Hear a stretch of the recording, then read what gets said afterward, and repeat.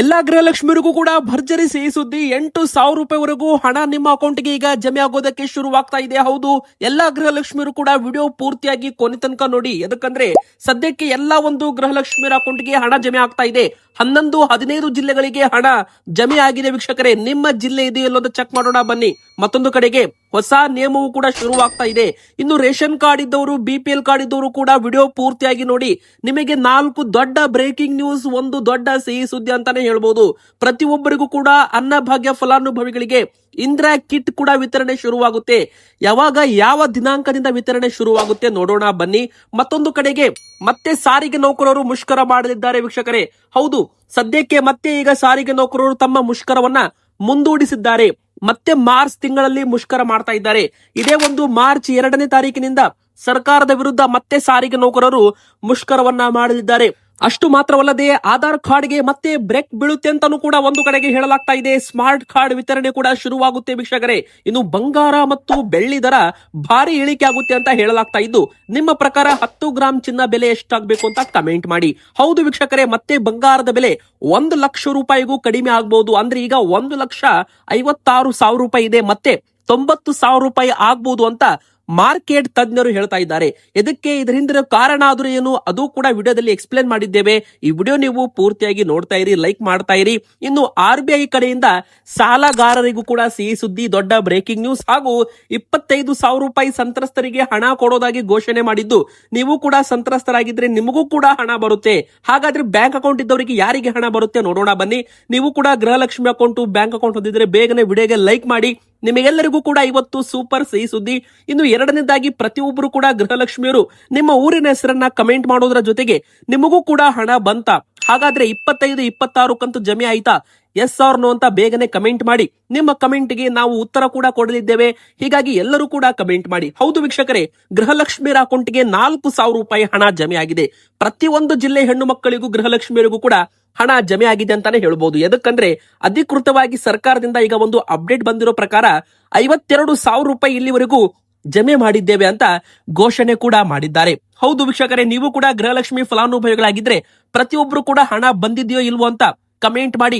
ನಿಮ್ಮ ಕಮೆಂಟ್ ಇಂದ ಪ್ರತಿಯೊಬ್ಬರಿಗೂ ಕೂಡ ತುಂಬಾ ಫೀಡ್ಬ್ಯಾಕ್ ಸಿಗುತ್ತೆ, ಹಾಗೂ ನಾವು ಕೂಡ ಅದಕ್ಕೆ ಉತ್ತರ ಕೊಡಲಿದ್ದೇವೆ. ವೀಕ್ಷಕರೇ, ಸದ್ಯಕ್ಕೆ 8,000 ರೂಪಾಯಿ ಬಾಕಿ ಉಳಿಯುತ್ತೆ ಅಂತ ವಿರೋಧ ಪಕ್ಷದವರು, ಬಿಜೆಪಿ ಶಾಸಕರು ಹೇಳಿಕೆಯನ್ನ ಕೊಟ್ಟಿದ್ದಾರೆ. ಹೌದು, ಇಲ್ಲಿವರೆಗೂ ಒಟ್ಟು 12,000 ರೂಪಾಯಿ ಬಾಕಿ ಇತ್ತು. ಅಂದ್ರೆ 6 ಕಂತು ಹಣ ಬಾಕಿ ಇತ್ತು. ಅದರಲ್ಲಿ ಫೆಬ್ರವರಿ ಮತ್ತು ಮಾರ್ಚ್ ತಿಂಗಳದ್ದು 2 ಕಂತು, ಅಕ್ಟೋಬರ್, ನವೆಂಬರ್, ಡಿಸೆಂಬರ್ 3 ಕಂತು, ಹಾಗೂ ಈ ವರ್ಷದ ಜನವರಿ ಒಟ್ಟು 6 ಕಂತು. ಅಂದ್ರೆ ಒಟ್ಟು 12,000 ರೂಪಾಯಿ ಗೃಹಲಕ್ಷ್ಮಿಯರಿಗೆ ಬರೋದು ಬಾಕಿ ಇತ್ತು. ಆದ್ರೆ ವೀಕ್ಷಕರೇ, ಈಗಾಗಲೇ ಫೆಬ್ರವರಿ ಮತ್ತು ಮಾರ್ಚ್ ತಿಂಗಳ ಹಣವನ್ನ ಕ್ಲಿಯರ್ ಮಾಡಲಾಗಿದೆ ಅಂತ ಸಚಿವೆ ಲಕ್ಷ್ಮಿ ಹೆಬ್ಬಾಳ್ಕರ್ ಮೇಡಮ್ ಅವರು ಘೋಷಣೆ ಕೂಡ ಮಾಡಿದ್ದಾರೆ. ಇದು 25-26ನೇ ಕಂತು ಅಂತಾನೂ ಕೂಡ ಹೇಳಿಕೆ ಕೊಟ್ಟಿದ್ದಾರೆ. ಆದ್ರೆ ವೀಕ್ಷಕರೇ, ಹಂತ ಹಂತವಾಗಿ ಎಲ್ಲಾ ಕಂತು ಬಿಡುಗಡೆ ಮಾಡ್ತೀವಿ ಅಂತ ಸಚಿವೆ ಲಕ್ಷ್ಮಿ ಹೆಬ್ಬಾಳ್ಕರ್ ಮೇಡಮ್ ಅವರು ಭರವಸೆ ಕೊಟ್ಟಿದ್ದಾರೆ. ಎಲ್ಲಾ ಗೃಹಲಕ್ಷ್ಮಿಯರಿಗೂ ಕೂಡ ಹಣ ಹಾಕ್ತೀವಿ, ಏನು ಕೂಡ ಚಿಂತೆ ಮಾಡೋದು ಬೇಕಿಲ್ಲ, ಎಲ್ಲಾ ಒಂದು ಹಣವನ್ನು ಕೂಡ ಕ್ಲಿಯರ್ ಆಗುತ್ತೆ ಅಂತ ಒಂದು ಭರವಸೆ ಕೂಡ ಕೊಡಲಾಗಿದೆ. ಅದರ ನಡುವೆ ಈಗ ಮಹೇಶ್ ತೆಂಗಿನಕಾಯಿ ಅವರು ಬಾಕಿ ಉಳಿದಿರೋದು 12,000 ರೂಪಾಯಿ, 4,000 ರೂಪಾಯಿ ತೆಗೆದ್ರೆ 4,000 ರೂಪಾಯಿ ಜಮೆ ಆಗಿದ್ರೆ ಇನ್ನು 8,000 ರೂಪಾಯಿ ಬಾಕಿ ಉಳಿಯುತ್ತೆ ಅಂತಾನೂ ಕೂಡ ಹೇಳಲಾಗ್ತಾ ಇದೆ. ಹಾಗಾದ್ರೆ ಅಕ್ಟೋಬರ್, ನವೆಂಬರ್, ಡಿಸೆಂಬರ್ ಹಾಗೂ ಜನವರಿ, ಈ ವರ್ಷದ ಜನವರಿ ತಿಂಗಳದ್ದು ಒಟ್ಟು 4 ಕಂತು ಯಾವಾಗ ಕೊಡ್ತೀರಾ? ಬಾಕಿ ಹಣ ಬಿಡುಗಡೆ ಮಾಡಿಲ್ಲ ಅಂದ್ರೆ ಹೋರಾಟ, ಪ್ರತಿಭಟನೆ ಮಾಡೋದಾಗಿ ವಿರೋಧ ಪಕ್ಷದವರು ಈಗಾಗಲೇ ಸರ್ಕಾರಕ್ಕೆ ಒಂದು ಹೇಳಿಕೆಯನ್ನ ಕೊಟ್ಟಿರುವಂತದ್ದು. ವೀಕ್ಷಕರೇ, ನಿಮಗೂ ಕೂಡ ಹಣ ಬಂದಿದ್ಯಾ? ಇಲ್ಲಿವರೆಗೂ ನಿಮಗೂ ಕೂಡ 52,000 ರೂಪಾಯಿ ಜಮೆ ಆಗಿದೆಯಾ? ನಮಗೆ ಕಮೆಂಟ್ ಅಲ್ಲಿ ತಿಳಿಸಿ ವೀಕ್ಷಕರೇ. ಈಗಾಗಲೇ ಮೊದಲು ಮೈಸೂರು, ಕೋಲಾರ, ರಾಮನಗರ ಜಿಲ್ಲೆಗಳಿಗೂ ಕೂಡ ಈಗಾಗಲೇ ಒಟ್ಟು 52,000 ರೂಪಾಯಿ ಹಣ ಜಮೆ ಆಗಿದೆ ಅಂತ ಕಮೆಂಟ್ ಮಾಡ್ತಾ ಇದ್ದಾರೆ. ಇನ್ನು ಉತ್ತರ ಕನ್ನಡ, ಚಿಕ್ಕಬಳ್ಳಾಪುರ, ಬೆಂಗಳೂರು ಈ ಒಂದು ಭಾಗದಲ್ಲೂ ಕೂಡ ಮಹಿಳೆಯರಿಗೆ, ಗೃಹಲಕ್ಷ್ಮಿಯರಿಗೆ ಹಣ ಬಂದಿದೆ. ಮತ್ತೆ ಮಂಡ್ಯ, ತುಮಕೂರು, ಹಾಸನ, ಗದಗ, ಹುಬ್ಬಳ್ಳಿ, ಧಾರವಾಡ, ಹಾವೇರಿ, ರಾಯಚೂರು, ಕೊಡಗು, ಬೀದರ್, ಯಾದಗಿರಿ, ಕಲಬುರಗಿ, ಬಾಗಲಕೋಟೆ ಇನ್ನು ಇತ್ಯಾದಿ ಈಗಾಗಲೇ 12-15 ಜಿಲ್ಲೆಗಳಿಗೆ ಹಣ ಜಮೆ ಆಗಿದೆ ಅಂತಾನೂ ಕೂಡ ಹೇಳಲಾಗ್ತಾ ಇದೆ.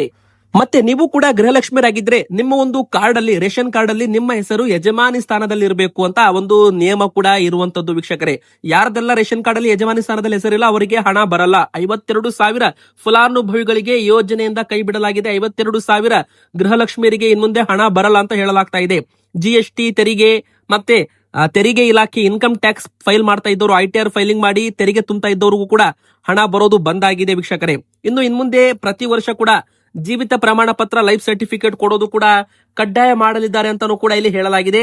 ಮತ್ತೆ ನಿಮ್ಮ ration card number, Aadhaar card number ಬಳಸಿ ನೀವು ಸ್ಟೇಟಸ್ ಕೂಡ ಚೆಕ್ ಮಾಡ್ಕೋಬೇಕು ಒಂದ್ಸಾರಿ ಅಂತ ಹೇಳಲಾಗಿದೆ. ಸೇವಾ ಸಿಂಧು ಅಥವಾ ಮಾಹಿತಿ ಕಣಜ ಪೋರ್ಟಲ್ ಅಲ್ಲಿ ಹೋಗಿಬಿಟ್ಟು ಕೂಡ ನೀವು ಚೆಕ್ ಮಾಡ್ಕೋಬಹುದು.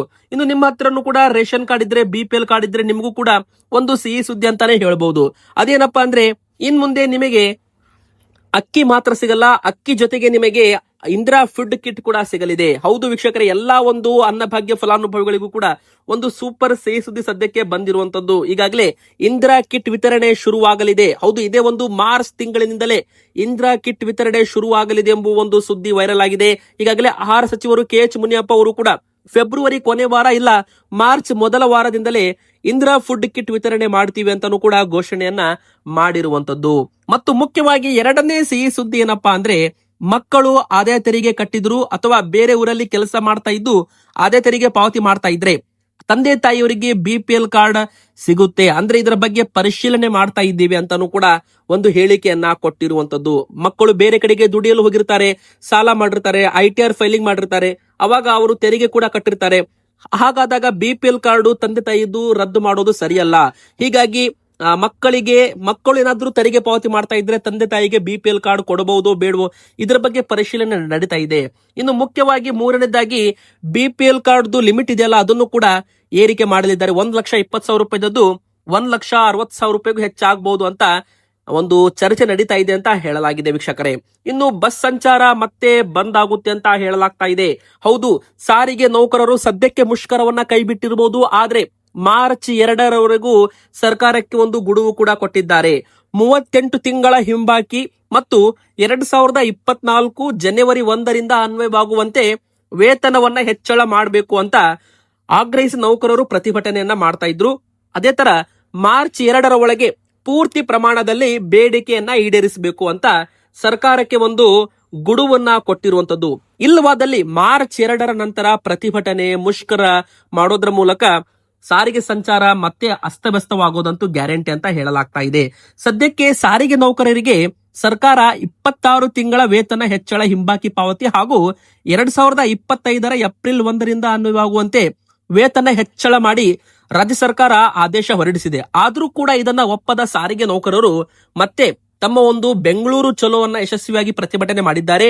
ಮುಂದಿನ ಬರೋ ದಿನಗಳಲ್ಲಿ ಪೂರ್ತಿ ಪ್ರಮಾಣ, ನಾವು 38 ತಿಂಗಳು ಹೇಳಿದ್ದೀವಿ, ನೀವು 26 ತಿಂಗಳ ಕೊಡ್ತಾ ಇದ್ದೀರಿ, ಇಲ್ಲ ಪೂರ್ತಿ ಪ್ರಮಾಣದಲ್ಲಿ ಮಾಡಬೇಕು, ಇಲ್ಲ ಮಾರ್ಚ್ 2ರ ನಂತರ ಮತ್ತೆ ಬಸ್ ಸಂಚಾರ ಮತ್ತೆ ಅಸ್ತವ್ಯಸ್ತವಾಗುತ್ತೆ, ಮತ್ತೆ ಸಾರಿಗೆ ನೌಕರರು ಕರ್ತವ್ಯಕ್ಕೆ ಹಾಜರಾಗದೆ ಸರ್ಕಾರದ ವಿರುದ್ಧ ಪ್ರತಿಭಟನೆ ಮಾಡಲಿದ್ದಾರೆ ಅಂತ ಮಾಹಿತಿ ಕೂಡ ಇಲ್ಲಿ ಸಿಕ್ಕಿರುವಂತದ್ದು. ಇದು ಅಧಿಕೃತವಾಗಿ ಬಂದಿರೋ ಮಾಹಿತಿ. ಮಾರ್ಚ್ 2ರಿಂದ ಮತ್ತೆ ಸಂಚಾರದಲ್ಲಿ ವೃತ್ತಿಯವಾಗಲಿದೆ ಅಂತಾನೂ ಕೂಡ ಹೇಳಲಾಗ್ತಾ ಇದೆ. ಹೀಗಾಗಿ ಇದೊಂದು ಇಂಪಾರ್ಟೆಂಟ್ ಅಪ್ಡೇಟು.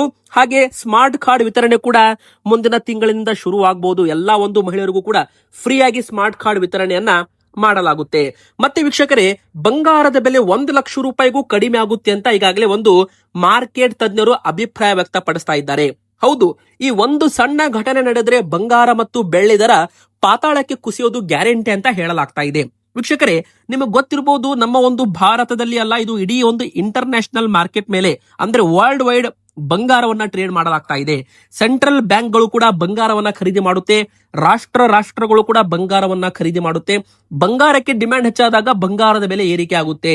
ವೀಕ್ಷಕರೇ, ಈಗ ಒಂದು ವೇಳೆ ಏನಾದ್ರೂ ರಷ್ಯಾದವರು ಅಮೆರಿಕನ್ ಡಾಲರ್ ಅಲ್ಲಿ ಮತ್ತು ಬ್ರಿಕ್ಸ್ ರಾಷ್ಟ್ರಗಳು ಏನಾದ್ರೂ ಅಮೆರಿಕನ್ ಡಾಲರ್ ಅಲ್ಲಿ ಮತ್ತೆ ಟ್ರೇಡ್ ಮಾಡಲು ಪ್ರಾರಂಭ ಮಾಡಿದ್ರೆ, ಬಂಗಾರನ್ನ ಬಿಟ್ಟು ಅಮೆರಿಕನ್ ಡಾಲರ್ ಮೇಲೆ ಅವಲಂಬಿತ ಆದ್ರೆ ಅವಾಗ ಮತ್ತೆ ಬಂಗಾರದ ಬೆಲೆ ಪಾತಾಳಕ್ಕೆ ಕುಸಿಯುತ್ತೆ. ಹಾಗಾದ್ರೆ ಮತ್ತೆ 1 ಲಕ್ಷ ರೂಪಾಯಿಗೂ ಕಡಿಮೆ ಆಗುತ್ತೆ ಅಂತ ಮಾರ್ಕೆಟ್ ತಜ್ಞರು ಹೇಳ್ತಾ ಇದ್ದಾರೆ. ಯಾವಾಗ ರಷ್ಯಾದವರು ಬ್ರಿಕ್ ರಾಷ್ಟ್ರಗಳು ಬಂಗಾರದ ಮೇಲೆ ಹೂಡಿಕೆ ಮಾಡಿ ಡಾಲರ್ ಅನ್ನ ಕೈಬಿಟ್ರು ನೋಡಿ, ಅವಾಗಿಂದ ಬಂಗಾರದ ಬೆಲೆ ಏರಿಕೆ ಆಗಲು ಶುರುವಾತು. ಮತ್ತೆ ರಷ್ಯಾ ಮತ್ತು ಉಕ್ರೇನ್ ಯುದ್ಧ ಭೀತಿ, ಅಮೆರಿಕ ಮತ್ತೆ ಈಗ ರಷ್ಯಾ ನಡುವೆ ಯುದ್ಧ ಭೀತಿ ಶುರುವಾದ ಬಳಿಕ ಬಂಗಾರದ ಬೆಲೆ 50,000 ರೂಪಾಯಿಯಿಂದ ದಿಢೀರನೆ 2 ಲಕ್ಷ ರೂಪಾಯಿವರೆಗೂ ಟಚ್ ಆಗೋದಕ್ಕೆ ಬಂದಿತ್ತು. ಸದ್ಯಕ್ಕೆ ಈಗ ಮತ್ತೆ ರಷ್ಯಾದವರು ಅಮೆರಿಕನ್ ಡಾಲರ್ ಅಲ್ಲಿ ಟ್ರೇಡ್ ಮಾಡ್ತೀವಿ, ಮತ್ತೆ ರಷ್ಯಾ ಅಮೆರಿಕ ಸಂಬಂಧ ಗಟ್ಟಿ ಆಗ್ತಾ ಇದೆ. ಹೀಗಾದಾಗ ಡಾಲರ್ಗೆ ಡಿಮ್ಯಾಂಡ್ ಬರುತ್ತೆ, ಬಂಗಾರಕ್ಕೆ ಡಿಮ್ಯಾಂಡ್ ಕಡಿಮೆ ಆಗುತ್ತೆ, ಅವಾಗ ಬಂಗಾರದ ಬೆಲೆ ಇಳಿಕೆ ಆಗುತ್ತೆ ಅಂತ ಮಾರ್ಕೆಟ್ ತಜ್ಞರು ಹೇಳ್ತಾ ಇದ್ದಾರೆ. ರಷ್ಯಾದವರು ಕೂಡ ಈಗ ಮತ್ತೆ ಅಮೆರಿಕ ಜೊತೆಗೆ ಸಂಬಂಧ ಮಾಡಲು ಮುಂದಾಗ್ತಾ ಇದ್ದಾರೆ. ಇದು ಒಂದು ಬಂಗಾರ ಮತ್ತು ಬೆಳ್ಳಿ ಇಳಿಕೆ ಆಗುವ ಒಂದು ಸೂಚನೆ. ಆದ್ರೆ ಒಂದು ಕಡೆಗೆ ಅಮೆರಿಕ ಮತ್ತು ಇಸ್ರೇಲ್ ಕೂಡ ಇರಾನ್ ಮೇಲೆ ಯುದ್ಧ ಭೀತಿ ಶುರುವಾಗಿದೆ, ಮತ್ತೆ ಬಂಗಾರ ಬೆಲೆ ಏರಿಕೆ ಆಗ್ತಾ ಇದೆ. ಈಗ ಬಂಗಾರದ ಬೆಲೆ ಬಂದು 1,56,800 ರೂಪಾಯಿ ಇದೆ 10 ಗ್ರಾಮ್ಗೆ. 1 ಕೆಜಿ ಬೆಳ್ಳಿ ದರ 2,75,000 ರೂಪಾಯಿ ಇದೆ, ಪ್ಲಸ್ GST ಇರುತ್ತೆ ವೀಕ್ಷಕರೇ. ಬನ್ನಿ ಈಗ ಮತ್ತೊಂದು ದೊಡ್ಡ ಬ್ರೇಕಿಂಗ್ ನ್ಯೂಸ್ ಏನಂತ ನೋಡೋಣ. ನೀವು ಕೂಡ ಬ್ಯಾಂಕ್ ಅಕೌಂಟ್ ಹೊಂದಿದ್ರೆ, ಸಾಲ ಮಾಡಿದ್ರೆ ನಿಮಗೆ ಒಂದು ಸಿಹಿ ಸುದ್ದಿ ಅಂತ ಹೇಳಿ. ಇನ್ಮೇಲೆ ಸಾಲ ವಸೂಲಿ ಮಾಡಬೇಕಂದ್ರೆ ಬ್ಯಾಂಕ್ಗಳಿಗೆ ಹೊಸ ನಿಯಮವನ್ನ ಜಾರಿ ಮಾಡಲಾಗಿದೆ. ಹೌದು, ಸಾಲಗಾರರಿಗೆ ಇನ್ ಮುಂದೆ ಕಿರುಕುಳ ಕೊಡುವಂತಿಲ್ಲ ಅಂತ RBI ಹೇಳಿರುವಂತದ್ದು ವೀಕ್ಷಕರೇ. ಮತ್ತೆ ಗ್ರಾಮೀಣ ಭಾಗದ ರೈತರು ಸಾಲ ಮರುಪಾವತಿ ಮಾಡಲು ಆಗದೆ ಹಣಕಾಸು ಸಂಸ್ಥೆಗಳ ಹೆದರಿ ಆತ್ಮಹತ್ಯೆ ಮಾಡಿಕೊಂಡ ಪ್ರಕರಣಗಳು ಕೂಡ ಇರುವಂತದ್ದು. ಒಂದು ಕಡೆಗೆ ನಿಯಮದ ಪ್ರಕಾರ ನೋಡ್ತಾ ಹೋಗೋದಾದ್ರೆ ಬೆಳಿಗ್ಗೆ 8 ರಿಂದ ಸಂಜೆ 7 ಗಂಟೆವರೆಗೂ ಮಾತ್ರ ಸಾಲ ವಸೂಲಿ ಮಾಡೋದಕ್ಕೆ ಕರೆ ಮಾಡಬೇಕು. ಸಂಜೆ 7 ಗಂಟೆ ನಂತರ ಕರೆ ಮಾಡುವಂತಿಲ್ಲ. ಸಾಲ ಪಡೆದವರಿಗೆ ಅವಾಚ್ಯ ಶಬ್ದಗಳಿಂದ ನಿಂದಿಸುವ ಹಾಗಿಲ್ಲ. ಮನಸ್ಸಿಗೆ ಬಂದ ಹಾಗೆ ಕೆಟ್ಟ ಪದಗಳಿರುವ ಸಂದೇಶಗಳನ್ನ ಕಳಿಸುವಂತಿಲ್ಲ, ಬೆದರಿಕೆ ಹಾಕುವಂತಿಲ್ಲ ಅಂತ ಸಾಲಗಾರರಿಗೆ ಒಂದು ಗುಡ್ ನ್ಯೂಸ್ ಕೊಟ್ಟಿದೆ. ಸಾಲಗಾರರ ಮನೆಯಲ್ಲಿ ಮದುವೆ ಅಂತ ಸಮಾರಂಭಗಳು ನಡೀತಾ ಇದ್ರೆ, ಅವರ ಮನೆಯಲ್ಲಿ ಯಾರಾದರೂ ಮೃತಪಟ್ಟಿದ್ದಾಗ ಸೇರಿ ವಿವಿಧ ಸಂದರ್ಭಗಳಲ್ಲಿ ತೆರಳಿ ಸಾಲ ಮರುಪಾವತಿಗೆ ಆಗ್ರಹಿಸುವಂತಿಲ್ಲ ಅಂತ ಸಾಲಗಾರರಿಗೆ RBI ಗುಡ್ ನ್ಯೂಸ್ ಕೊಟ್ಟಿದೆ. ಮತ್ತೊಂದು ಕಡೆಗೆ ತುಂಬಾ ಜನರು ಆನ್ಲೈನ್ ವಂಚನೆಗೆ ಬಲಿಯಾಗಿದ್ದಾರೆ. OTP ನ ಹೇಳೋದ್ರ ಮೂಲಕ ಆಗಿರಬಹುದು, ಅಥವಾ ಸಣ್ಣ ಪ್ರಮಾಣದಲ್ಲಿ ಬ್ಯಾಂಕ್ ಟ್ರಾನ್ಸಾಕ್ಷನ್ ಅಲ್ಲಿ ಏನಾದ್ರೂ ಅವರಿಗೆ ಮೋಸವಾಗಿದ್ರೆ, ಉದಾಹರಣೆಗೆ 50,000 ರೂಪಾಯಿಗಿಂತ ಕಡಿಮೆ ಇದ್ರೆ RBI ಅಂದಾಜು ಪ್ರಕಾರ 65% ಫ್ರಾಡ್ಗಳು ಇಂಥ ಸಣ್ಣ ಮೊತ್ತದಾಗಿದೆ. 85% ಅಥವಾ 25,000 ರೂಪಾಯಿ ಇವುಗಳಲ್ಲಿ ಯಾವುದು ಕಡಿಮೆ ಇದೋ ಅಷ್ಟು ಪರಿಹಾರ ಸಿಗುತ್ತೆ ಅಂತ ಹೇಳಲಾಗಿದೆ ವೀಕ್ಷಕರೇ. ಅಂದ್ರೆ ನಿಮಗೆ ಯಾರಾದ್ರೂ ನಾವು ಬ್ಯಾಂಕ್ನವರಂತ ಕರೆ ಮಾಡಿರ್ತಾರೆ, ನೀವು ಅವರಿಗೆ OTP ಹೇಳಿರ್ತೀರ, ಆ ನಂತರ ನಿಮ್ಮ ಬ್ಯಾಂಕ್ ಇಂದ ಹಣ ಖಾಲಿ ಆಗಿರುತ್ತೆ. ಅಂತದಾದಾಗ ನೀವು ಒಂದು ದೂರನ್ನ ಕೊಟ್ಟರೆ ಬ್ಯಾಂಕ್ ನಲ್ಲಿ, ಅಲ್ಲಿ ನಿಮಗೆ 85% ಅಥವಾ 25,000 ರೂಪಾಯಿ ನಿಮಗೆ ಇಲ್ಲಿ ಒಂದು ಹಣವನ್ನ ಸಂತ್ರಸ್ತರಿಗೆ ಅಂತ ಕೊಡ್ತಾ ಇದ್ದಾರೆ RBI ಕಡೆಯಿಂದ. ಇವತ್ತಿಗೆ ಇಷ್ಟ ಆಗಿತ್ತು ವಿಡಿಯೋ. ಇಷ್ಟ ಆದ್ರೆ ಲೈಕ್ ಮಾಡಿ, ನಿಮ್ಮ ಅನಿಸಿಕೆ ಕಮೆಂಟ್ ಮಾಡಿ, ಚಾನಲ್ಗೆ ಸಬ್ಸ್ಕ್ರೈಬ್ ಆಗಿ.